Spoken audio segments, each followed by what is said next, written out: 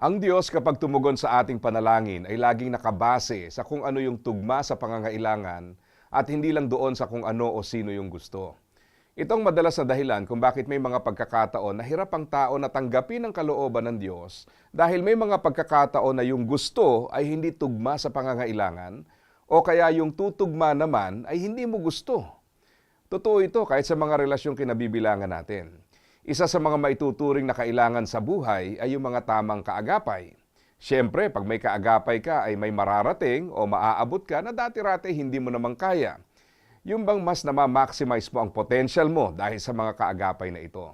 Maraming uri yan. Minsan mga kaibigan na mag-e-encourage sa'yo. Minsan mga tagapayo na gagabay sa'yo. Minsan mga partner sa negosyo na magpapalawak ng koneksyon mo at magpapalaki ng kapital mo. Pero mahalagang tandaan, ang kailangan yung tamang kaagapay. Ang bawat tao na nagiging malapit sa atin ay meron at merong impluensya sa buhay natin.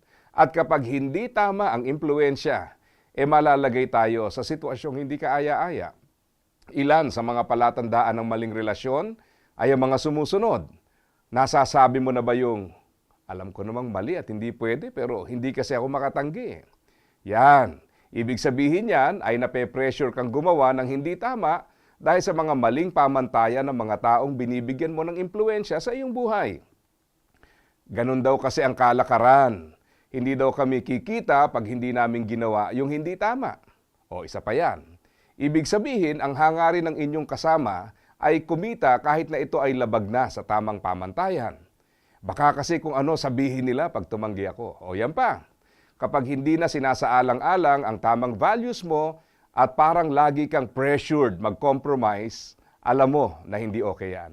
Ang sabi nga ng Bible, huwag kayong makiisa sa mga hindi mananampalataya, sapagkat hindi maaaring magkaisa ang kabutihan at kasamaan.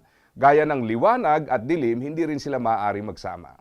Kahit mananampalataya pa siya, kung ang values at pamantayan niya ay mali, iwasan mo din yan. At lagi mong isipin na kahit ang trabaho ay pwedeng maging pagsamba at sa bawat ginagawa ay nais ng Diyos na maging mabuting patutuo ang bawat isa.